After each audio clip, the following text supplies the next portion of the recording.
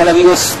Nos encontramos aquí en el Instituto de Investigaciones Eléctricas, Campus Cuernavaca, y estamos en compañía del doctor Jorge Huacuz, quien es doctor en Ingeniería y es gerente del área de energías renovables no convencionales, quien amablemente nos ha obsequiado esta entrevista para enterarnos precisamente de cuáles son las actividades de este instituto. Bueno, la parte que le corresponde, doctor. Sí, buenas tardes. Sí. Pues mire, yo soy responsable de un área que prácticamente nació con el instituto hace más de 30 años, en la cual desde entonces nos hemos dedicado a buscar soluciones para la generación de electricidad y suministro energético en términos generales, utilizando las energías renovables y en particular las renovables no convencionales, que son fundamentalmente el sol, el viento, la biomasa, todo esto. ¿Y cuáles son las convencionales? Las convencionales, bueno, cuando se crea el instituto y se define precisamente esta área de energías no convencionales, en México ya la energía hidráulica está muy avanzada, convencional, y lo mismo ocurría ya con la energía geotérmica. La energía geotérmica venía ya con un fuerte impulso, y bueno, ahora México es el tercer lugar o algo así en el país con capacidad geotérmica de generación. En el mundo, sí. Pero hay otra unidad que se encarga del área de geotermia.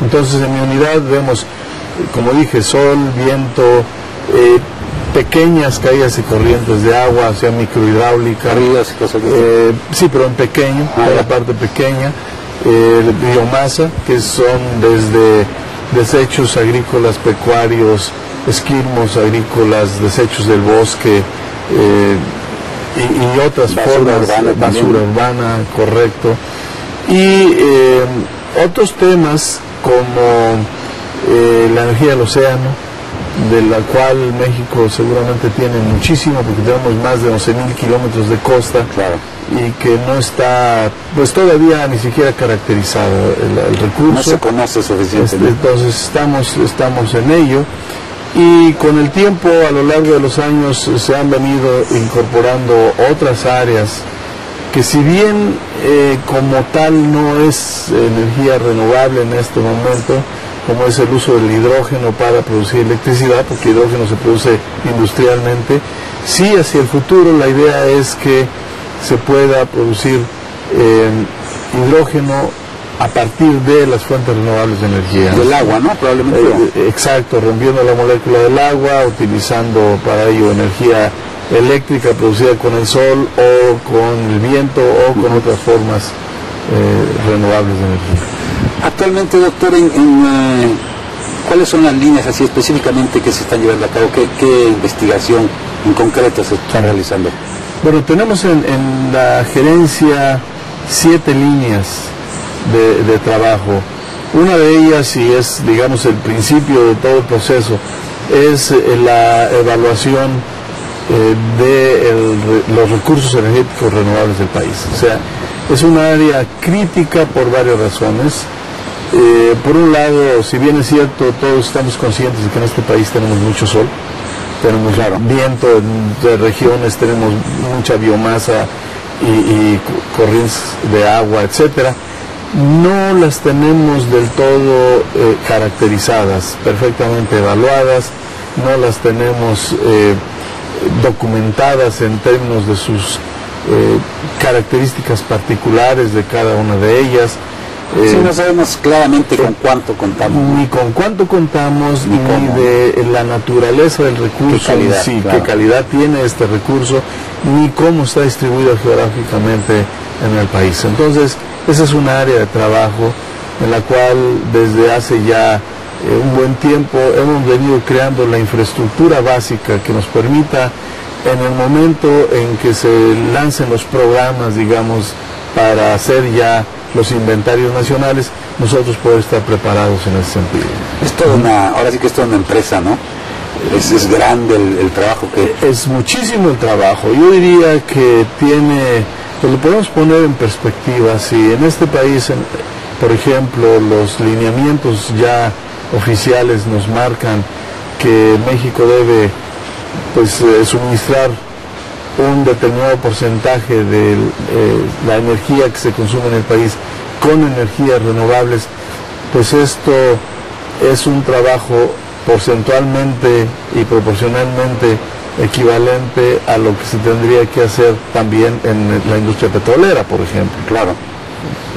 Los yacimientos y ver dónde está el petróleo, sí, de qué características es, etcétera, etcétera. Es un reto exploración amplia, ¿no? Una amplia exploración, una evaluación, un mapeo. Es importante también porque en el momento en que en el mundo surgen como alternativas viables ya y de entrada fuerte en el mercado en otros países, estas formas de generación de electricidad, pues las empresas necesitan información confiable para poder echar a andar su negocio. Ya, el error, digamos, en la predicción o caracterización del recurso en un determinado porcentaje puede ser la diferencia entre el éxito o el fracaso financiero de un proyecto. Entonces, esta es una tarea que nos echamos a cuestas y es una tarea que seguramente ahora con la aprobación por el Congreso de la Ley de Energías Renovables, pues irá convirtiendo en algo cada vez más importante para el país.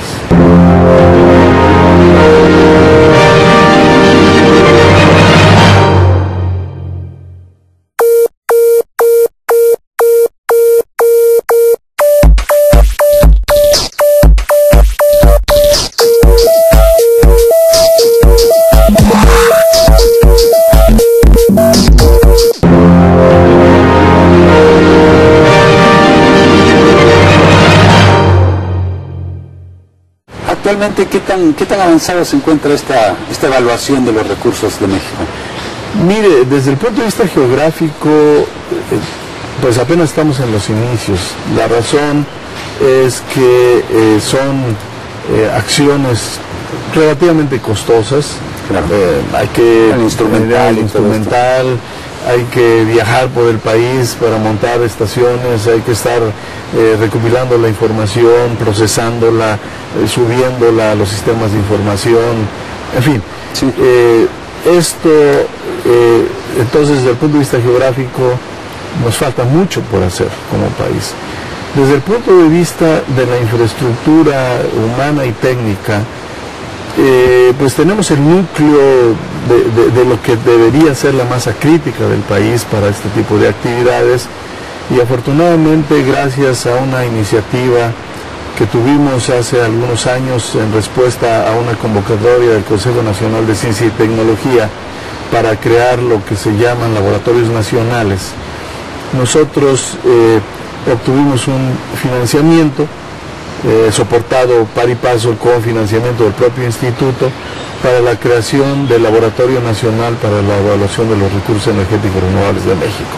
Que sería, digamos, la autoridad correspondiente, ¿no?, para tener todos esos datos y saber con cuánto contamos. Claro, que tiene precisamente como propósito ir estableciendo, creando las bases de datos, de la información que se requiere pues para la planeación, toma de decisiones, etcétera, etcétera, todo lo que viene como resultado de saber que se tiene un determinado recurso. También como instrumento para reglamentar el proceso mismo de evaluación y caracterización de estos recursos, porque pues a final de cuentas, por un lado, a nivel internacional han venido surgiendo normas para hacer las cosas que no existían, nosotros no necesariamente las tenemos aquí en México, pero también hay necesidad de conocimiento todavía más básico, o sea, cómo y dónde se monta una estación, claro, qué periodos de medición, con qué frecuencia hay que medir, cómo analizar esa información. Y qué no se debe hacer también, ¿no? Así es, y qué no se debe hacer. Entonces, si bien es cierto, en México por muchos años instituciones, sobre todo en el ámbito académico, universitario, pues han hecho labores muy importantes en este sentido de evaluación de recursos. Tenemos, por ejemplo, el Instituto de Geofísica de la Universidad Nacional Autónoma de México, que es una institución reconocida a nivel mundial en el trabajo que hacen de evaluación, caracterización de recursos solar, por ejemplo, es un trabajo pues muy enfocado, digamos, a la parte científica. Nosotros estamos complementando y apoyándonos obviamente en estas instituciones un poquito más a la práctica, ¿no? Para ir a la parte más práctica y sobre todo con el enfoque de energía, que es otra cosa distinta. O sea, claro, ya no como fenómeno, ¿no? Así es. Exacto. Sí, tenemos el caso también de las estaciones climatológicas del Servicio Meteorológico Nacional. Ellas cumplen una función desde esa perspectiva, pero desde la perspectiva energética nos corresponde a nosotros más, ¿no? Tomar esto. Entonces, este laboratorio nacional también nos ha permitido ir integrando una red de instituciones a esta labor más enfocada hacia la energía. Entonces, pues a través de sendos convenios con instituciones en las cuales hay intereses similares, claro, y mutuos, pues hemos venido ya estableciendo esa red a lo largo y ancho del país. Hemos montado redes de estaciones de medición también a lo largo y ancho del país, que para un territorio de 2 millones de kilómetros cuadrados todavía no es una fácil, densidad muy baja. No es solo no es fácil, sino que es también costoso, claro, ir a tener una densidad mayor de este tipo de estaciones. ¿En cuánto tiempo, doctor, más o menos tienen una idea en cuánto tiempo estará listo esta infraestructura para decir, ok, ahora sí ya tenemos todos los monitores? Me preguntan de algún sitio, no es cuestión de ingresar al monitor, pues, y checar qué está pasando ahí. Los tiempos son altamente dependientes de los presupuestos. Así es. Claro. Y en realidad, nuevamente volviendo a la analogía con el petróleo, si se dedicara el porcentaje equivalente para evaluar estos recursos de lo que se está poniendo en un la año ya estamos ahí, petróleo, ¿no? En menos de un año estamos allá. Entonces, ese es parte del asunto. Ahora bien, el tener en sí mismo las bases de datos y los mapas del recurso es un poco más tardado por varias razones. La primera de ellas es que son recursos pues que dependen de los ciclos de la propia naturaleza. Hay que esperar a la naturaleza, ¿no? Entonces, no puede uno salir y medir por 2 meses el sol y decir aquí tengo ya información del recurso solar. Hay que medir durante varios ciclos. Invierno y primavera, claro. Y si el año fue típico, si no fue típico, el viento, la lluvia, que si el año del niño, de la niña. Entonces son fenómenos que impactan, claro, y que a final de cuentas lo que se necesita para darle confianza es tiempo, ¿no? Es tiempo. Sí. Son series de tiempo, medidas bajo estándares establecidos de manera adecuada. Para hacer una estadística, ¿no? Así es. Claro. Y ya, entonces, a lo que vamos, pues no es necesariamente a un mapa muy colorido, muy bonito, para poner en la pared. A lo que vamos es hacia mapas dinámicos, que ya utilizando los medios modernos de computación, los servidores, ¿no? internet, etcétera, etcétera, los potenciales usuarios, ya sea para negocios o para cuestiones académicas, puedan entrar y consultar lo que al día hay de información, claro, y ver el mapa que al día se está estructurando de manera automática, ¿verdad?, con la información que está proviniendo de las distintas estaciones. Quizá poner vínculos, ¿no?, con los diferentes departamentos que tienen información, y entonces ya a través del mapa entrar. Correcto, claro. Correcto.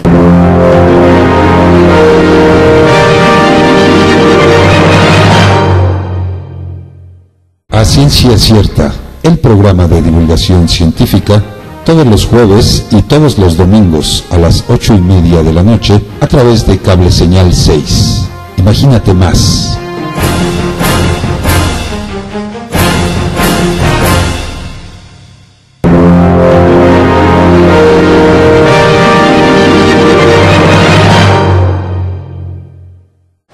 Tenemos también una línea que pues ha venido también cobrando mucho auge últimamente, pues en consonancia con lo que está ocurriendo a nivel mundial, y es la de energía eólica.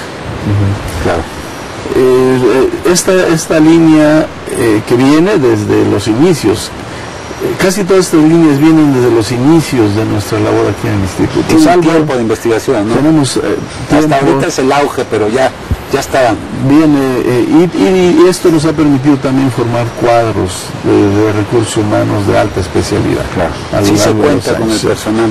Se cuenta en términos cualitativos, no necesariamente en términos cuantitativos. Falta gente, ¿no? Falta gente, y falta gente a nivel nacional. O sea, nuestra preocupación muchas veces no es tanto de si aquí quisiéramos tener un ejército de gente que supiera hacer eso, sino que en el país haya la masa crítica que corresponde a los desarrollos que se vienen. Entonces, para empezar un poquito, digamos, de la perspectiva un tanto crítica del asunto, se viene todo el desarrollo eólico en la Ventosa Oaxaca. Bueno, todo se está haciendo con técnicos extranjeros, con tecnología extranjera, etcétera, etcétera. Por falta de inversión en buena medida porque no se tomaron las decisiones en su momento para emprender los desarrollos tecnológicos, para formar los recursos humanos, etcétera, etcétera. Claro. Entonces, yéndome un poco a la historia, el Instituto de Investigaciones Eléctricas, en nuestro grupo, fuimos los primeros en este país en hacer exploraciones en la zona de la Ventosa Oaxaca, en el Istmo de Tehuantepec. O sea, se sabe que el Istmo de Tehuantepec tiene mucho viento, hay toda esta información anecdótica de que los trailers se voltean, etcétera, etcétera. Y bueno, como eso, hay indicios en otras partes del país de que los vientos son intensos. Nada como la Ventosa, pero tenemos buenos vientos en otras partes del país. Baja California creo también. Baja California tiene, la Riviera Maya, en la península de Yucatán, la parte norte de la península de Yucatán, Tamaulipas, el norte de Veracruz y algunas partes en la zona central del país. Entonces, nos damos a la tarea de empezar a medir, de empezar inclusive a desarrollar instrumentos que en aquellas épocas no había la disponibilidad de instrumentos comerciales para medir esto.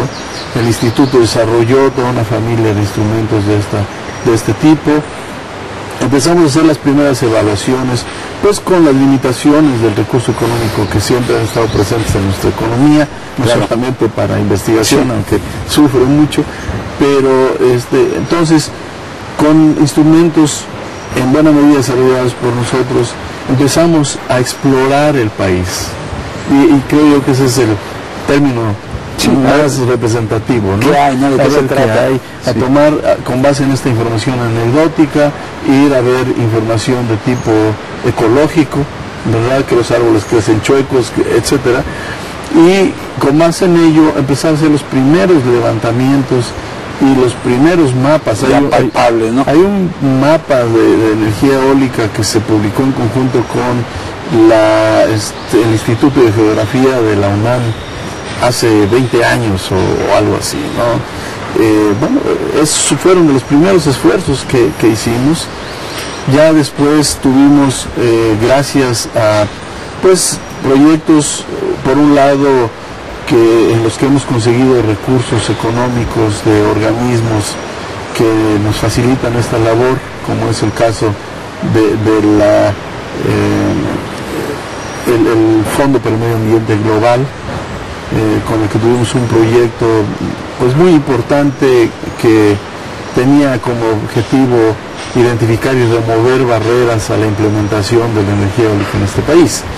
Y una de las principales barreras que estaban a la vista era la falta de información sobre este recurso. Claro. Entonces, de ahí obtuvimos algo de financiamiento, lo que nos permitió instalar una modesta red de estaciones anemométricas en varias partes del país, sobre todo yéndonos a aquellas regiones en donde, por estas evidencias que ya mencioné, sabíamos que había abundancia. Entonces, después se viene ya el Laboratorio Nacional, que ya mencioné, de evaluación de los recursos. Estamos complementando las redes y bueno, esperamos obtener más recurso económico para seguir ampliando estas redes de monitoreo. Doctor, a nivel mundial, más o menos, para darnos una idea, dentro de la medida mundial, digamos, el promedio, ¿por dónde andamos? ¿Por dónde se encuentra México en cuanto a capacitación de personal? Lo que nos está diciendo, que sí existe calidad más no cantidad. ¿Esa calidad, estamos a estándares internacionales? En términos de calidad estamos a estándares internacionales, desde luego que sí, sin duda alguna. O sea, nadie nos puede venir aquí a contar historias. Eso, aunque de repente vienen a poder vendernos espejitos otra vez, ¿no? En términos de cantidad ha sido un problema por varias razones. Una de ellas es que nuestra economía no solamente está petrolizada desde el punto de vista económico, está petrolizada desde el punto de vista conceptual. Intelectual también. Así es. O sea, yo suelo decir que el petróleo, si bien es cierto, es por un lado una bendición, y si nos vamos a los versos de López Velarde, ¿verdad?, por otro lado no lo es tanto, claro, porque representa muchas veces un freno mental. O sea, todo lo que queremos hacer con petróleo. ¿Para qué le buscamos el petróleo? Así es. Queremos hacer un desarrollo turístico. Bueno, pues que CFE nos traiga las líneas y que Pemex nos traiga el combustible, y lo hicimos, ¿no? Claro. Y entonces el tema de las energías renovables no lo hemos tenido. No había necesidad, ¿no? No había necesidad, o no veíamos las oportunidades hacia adelante, porque a final de cuentas, ¿qué es lo que nos ha ocurrido? Bueno, en ciertos temas, como se dice vulgarmente, el tren ya se nos fue. Estamos atrás, ¿no? Y en algunos otros, bueno, pues ahí viene el cabús, y si no nos subimos al cabús, nos vamos a quedar.